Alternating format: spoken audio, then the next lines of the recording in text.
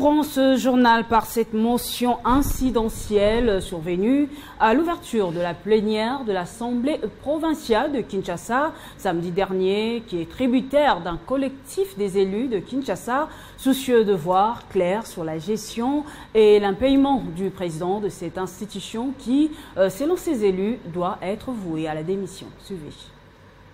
Après les tractations qui ont eu lieu samedi dernier, faisant état d'une motion incidentielle initiée par les députés provinciaux contre Roger Nsinghi, président de l'Assemblée provinciale de Kinshasa, l'un des élus de la capitale confirme le fait. Mais cette rentrée a été émaillée naturellement d'un événement, à savoir la lecture d'une motion incidentielle préparée par un groupe de députés, 35 au total, qui souhaitait donc remettre au président et aux membres du bureau une proposition de destitution du président de l'Assemblée provinciale.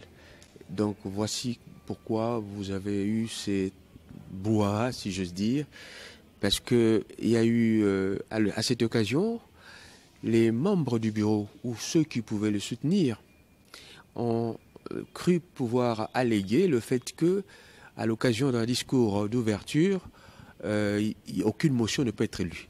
Quels sont alors les griefs portés contre celui-ci? Trois principaux éléments sont à la base de griefs contre le président. D'abord, un grief d'incompétence, un grief de détournement et un grief de mégestion.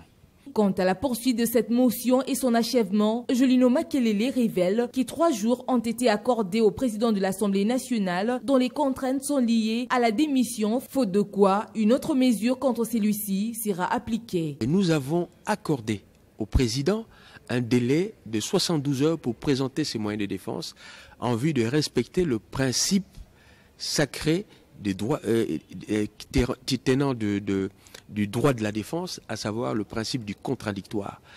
Une fois que vous mettez quelqu'un en cause, il faut lui donner l'occasion de s'expliquer. Et voilà pourquoi nous attendons.